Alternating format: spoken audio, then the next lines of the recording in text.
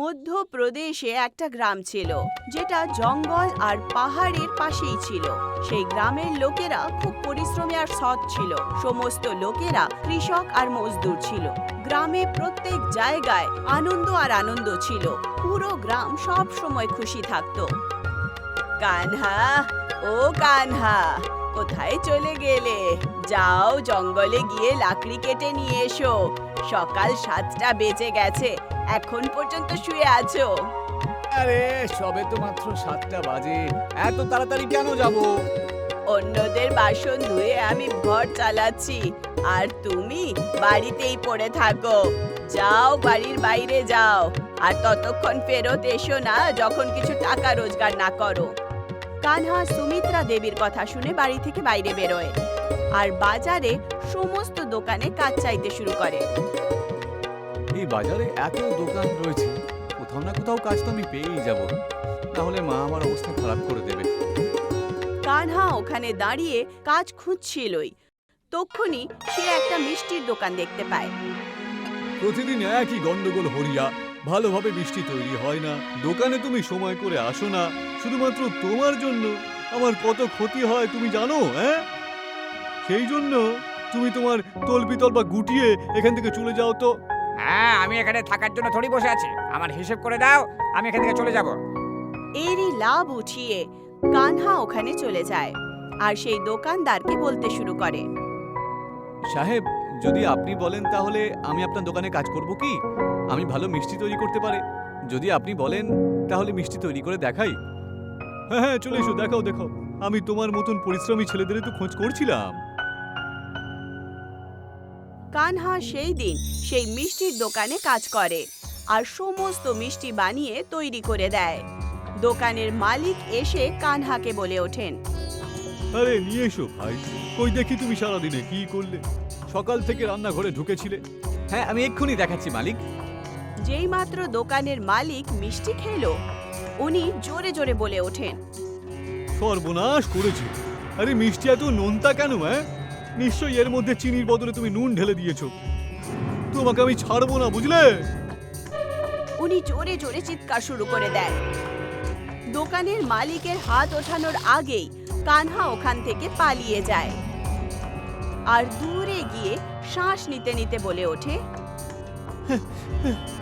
খুব বাঁচা বেঁচে গেছি আমি, না হলে ওই দোকানদার মেরে মেরে আমার অবস্থা খারাপ করে দিত। ওরে বাবা রে বাবা, আমার সাথে সব কি হচ্ছে? আমি তো কিছুই বুঝতে পারছি না। আর আমি বাজারে যেতে পারবো না, ওই মিষ্টির দোকানে লোক আমাকে দেখতে পেলে আমার অবস্থা খারাপ করে দেবে। কানহা ওখানে দাঁড়িয়েই ছিল, তক্ষুনি তার চোখ পড়ে একটা বড় বোর্ডের ওপর, যার মধ্যে লেখা ছিল, এই জঙ্গলে একটা গরিলা রয়েছে, ওর থেকে সতর্ক থাকবে। গরিলা থেকে বাঁচার উপায় জানার জন্য নিচে দেওয়া নাম্বারের সাথে যোগাযোগ করুন। আরে তাহলে কোথায় যাব? সব জায়গাতেই কেউ না কেউ দাঁড়িয়ে রয়েছে। আরে পয়সা না রোজগার করে আমি বাড়িতে যেতেও পারবো না। কানহা নিজের আনা কোড়াল নিয়ে সেই জঙ্গলে চলে যায়। সূর্য অস্ত হয়ে গেছিল আর একটা বড় গাছের কাছে গিয়ে সে সেই গাছটাকে কাটতে শুরু করে দেয়। তক্ষুনি সেই গাছের ওপর থেকে একটা আওয়াজ আসে, কি ভাই, কি খবর তোমার? আর কি বলি, আমার সব ভালো, তুমি বলো। এক সেকেন্ড, এই গলাটা কাটছিল। বাপরে, ভূত! তক্ষুনি একটা গরিলা কানহার সামনে এসে দাঁড়িয়ে পড়ে। আরে কোথায় চললে ভাই তুমি? সেই গরিলাকে বলতে শুনে কানহা ভয়ের চোটে অজ্ঞান হয়ে যায়। আজকালকার ছেলেরা ছোট ছোট কথায় খালি অজ্ঞান হয়ে যায়। গরিলা কানহাকে জল ছিটিয়ে ওঠাতে শুরু করে। কে তুমি? আর তুমি কথা বলতে পারো কি করে? আরে জানোয়ার হয়ে আবার কথা বলতে পারো নাকি তুমি? এসব কি মজা হচ্ছে? আরে শান্ত হও, শান্ত হও। আমি কোনো সার্কাসের গরিলা নয়, নাকি এই জঙ্গলে। আমি একজন অভিশপ্ত গরিলা। আমি ঠিক বুঝতে পারলাম না, কি বলতে চাও তুমি? আচ্ছা, তোমাকে আমি ফ্ল্যাশব্যাক দেখাচ্ছি, ঠিক আছে? চলে এসো। আজ থেকে অন্তত 20 বছর আগে আমিও তোমারই মতন একজন মানুষ ছিলাম বটে। জঙ্গলে চুরি করতে করতে একজন বৃক্ষ দেবতা আমাকে অভিশাপ দিয়ে দেয়। ধর, তুই যে কত চন্দনের গাছ কেটেছিস কে জানে। কত পশু পাখিদের বাড়িঘর ধ্বংস করেছিস তুই সেটাও জানে না। এবার আমি তোমাকে অভিশাপ দিলাম, যতদিন না পর্যন্ত তুমি এই বনের পুজো করে হাজার হাজার লোকেদের খাবার না খাইয়েছো, তুমি এই জঙ্গলে গরিলা হয়ে থাকবে। আমায় ক্ষমা করে দিন, আমি অনেক বড় ভুল করে ফেলেছি। সেই থেকে জঙ্গলের বাইরেও আমি যেতে পারি না, আর না এই জঙ্গলে কেউ আসতে পারে। আর এখন আমিও চলে যাচ্ছি, আর এর বদলে তোমার যা লাগবে আমি দেবো। তাই বুঝি? কিন্তু আমি তোমায় সাহায্য করব কেন? দেখো, তুমিও তোমার জীবনে খুব কষ্টে রয়েছো, আর আমিও রয়েছি। তোমাকে আমার সাথে কাজ করতেই হবে ভাই। তাহলে তুমি আমায় কিছু পয়সা দিয়ে দাও। জঙ্গলের ঠিক সামনেটাতেই একটা হাইওয়ে রয়েছে, ওখানে তুমি একটা ধাবা তৈরি করে দাও। সেই গরিলা কানহার কথা শুনে একটা জাদুই গরিলা ধাবা বানিয়ে দেয়। সেই ধাবা এতটাই ভালো ছিল যে কানহাকে দেখে বিশ্বাসই হলো না। আরে বাহ, এ তো দারুণ ব্যাপার। মনে হচ্ছে আমাদের সময় পাল্টাতে চলেছে। এই ধাবা থেকে আমি পয়সা রোজগার করব, আর তুমি স্বাধীনতা পাবে। আমরা কাল সকাল থেকে এই ধাবা চালাতে শুরু করে দেব। কিন্তু একটা সমস্যা আছে ভাই। কিসের সমস্যা? আমি লোকেদের কাছ থেকে পয়সা কি করে নেব? আরে তুমি নিতে পারো না, কিন্তু পয়সা আমি তো নিতে পারি। আরে তুমি শুধু ভালো মনে নিজের হাতে তৈরি করা প্রসাদ সবাইকে খাইও, আর তারপর আমি তোমার গরিলা ধাবার দেখাশোনাও করব, আর তার পারিশ্রমিক আমি অনেক পয়সা নিয়ে নেবো, ঠিক আছে? তুমি একদম ঠিক কথা বলেছো। কানহা গরিলার কাছ থেকে কিছু টাকা নিয়ে নিজের বাড়ি চলে যায় আর নিজের মা সুমিত্রা দেবীকে সমস্ত কথা বলতে শুরু করে। অনেক দিন বেঁচে থাক বাবু, ব্যাস এখন ভগবানের ইচ্ছায় সব ভালো হোক। ওই গরিলাকে আমার প্রণাম জানাস, বলিস ওর বানানো প্রসাদ আমরাও খাবো। হ্যাঁ অবশ্যই মা, আমি এটা অবশ্যই করব, আর আপনার নাম উজ্জ্বল করব। গরিলা গজধর রান্নাঘরে খাবার রান্না করে। এই কাজটা তো দেখছি খুবই সহজ, খুব ভালো লাগছে। গোটা বনের পুজো করেছি বলে হ্যাঁ আমি প্রসাদ তৈরি করা চালু করে দিয়েছি। এখন আমার দারুণ লাগবে ভাই। কিছুক্ষণ পর একটা কার গরিলা ধাবার সামনে এসে দাঁড়ায়। সেই কার থেকে একটা সুন্দর দেখতে ছেলে আর একটা মেয়ে একসাথে বাইরে বেরিয়ে আসে। ওয়াও রাজেশ, মনে হয় এই ধাবাটা কালই তৈরি হয়েছে। আমার তো প্রচন্ড খিদে পেয়েছে। চলো ভেতরে যাই। রাজেশ সেই মেয়েটার সাথে ধাবার ভেতরে যায়। আরে কোথায় গেলে ধাবার মালিক? আরে রান্নার গন্ধ দিয়ে কি গ্রাহকদের পেট ভরাবে নাকি? হ্যাঁ, গ্রাহকের কথা শুনে গরিলা যে রান্নাঘরে খাবার বানাচ্ছিল খুব খুশি হয়ে ওঠে। আরে বাহ, প্রথম দিনেই সেবা করার সুযোগ পেয়ে গেলাম বটে। গরিলা রান্নাঘর থেকেই বলে ওঠে। আসছে। পর মুহূর্তেই গরিলা রাজেশের সামনে এসে যায়। কি নেবেন সাহেব? মশলা ধোসা, কচুরি, ঘুগনি, মটরশুঁটি, তরকারি, লুচি, আলু, কি কি নেবেন? রাজেশ গরিলাকে দেখে প্রচন্ড ভয় পেয়ে ওঠে। আরে এ তো গরিলা, আর মানুষের গলায় কথাই বলছে দেখছি। কেন? গরিলার কথা বলারও কি কোনো অধিকার নেই? এখন তাড়াতাড়ি বলো কি খাবে? আমি কিছু খেতে চাই না। আমি আমার গার্লফ্রেন্ডকে এখান থেকে যেতে দাও প্লিজ। না, তোমাকে এখানে খাবার তো খেতেই হবে ভাই। তক্ষুনি ওখানে কানহা চলে আসে। আরে কি হলো? আপনারা দুজন বলছেন না কেন যে খাবারে আপনি কি নেবেন? আর আপনারা ভয় পেয়ে রয়েছেন কেন? আরে এটা কি ধরনের ধাবা ভাই? গরিলা মানুষের আওয়াজে কথা বলছে।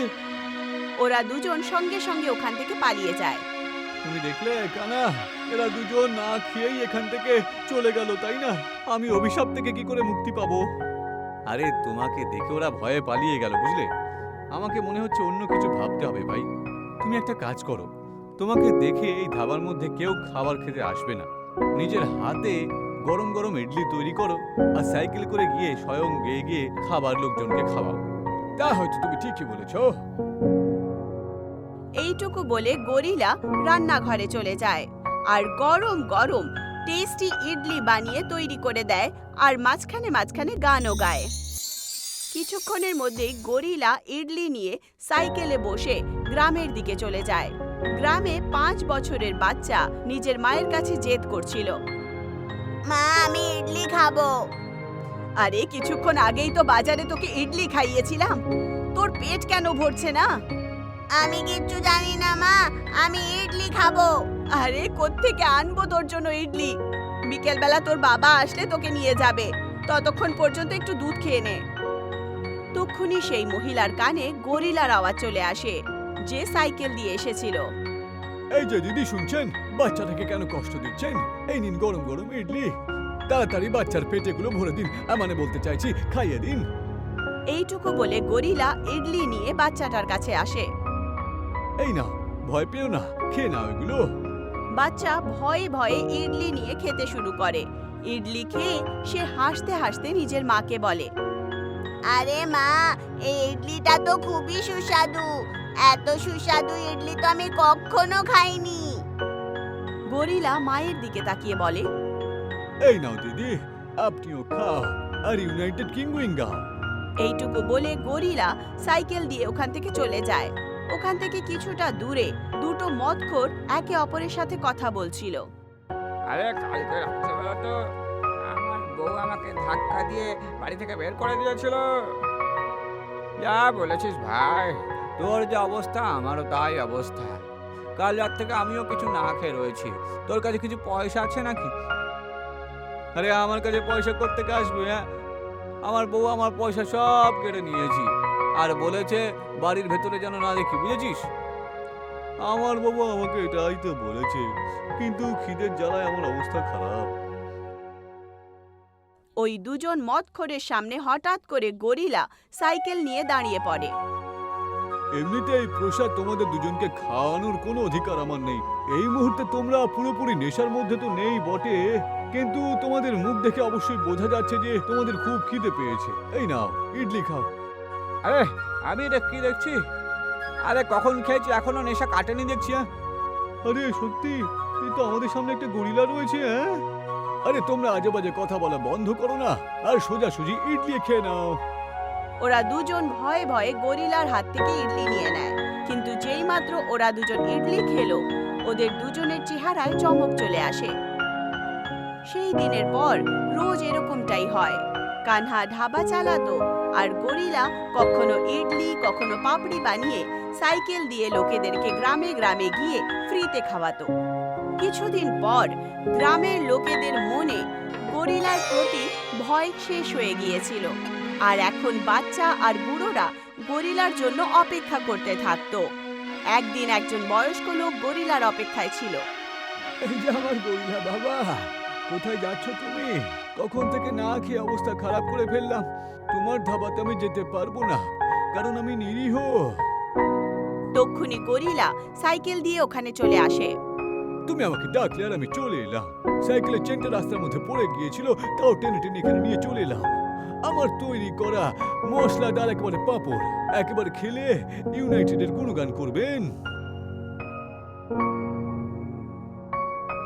কখনো কখনো আমি ভাবি, যখন তুমি এখান থেকে চলে যাবে গরিলা, তখন আমার কি হবে। আরে চিন্তা করো না বাবা, আমার যে ঝাবার তৈরি হয়েছে না, সেখানে আপনার জন্য সারা জীবনের খাবার ফ্রি। আর এমনিতেই তুই আর কতদিনই বা বাঁচবি। গরিলার কথা শুনে বয়স্ক লোকটা হাসতে শুরু করে। গরিলা ওখান থেকে সোজা ধাবায় চলে আসে। তক্ষুনি তার শরীরে একটা আশ্চর্য রকমের পরিবর্তন হয়, আর দেখতে দেখতেই সে গজধরে পরিবর্তিত হয়।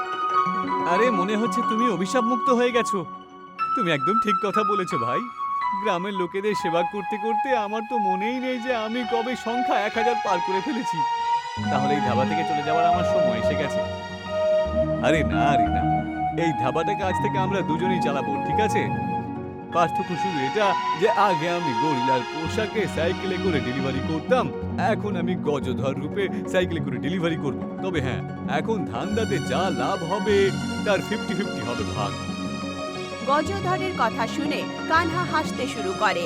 সেই দিনের পর ওদের দুজনের মধ্যে পাকা বন্ধুত্ব হয়ে যায়।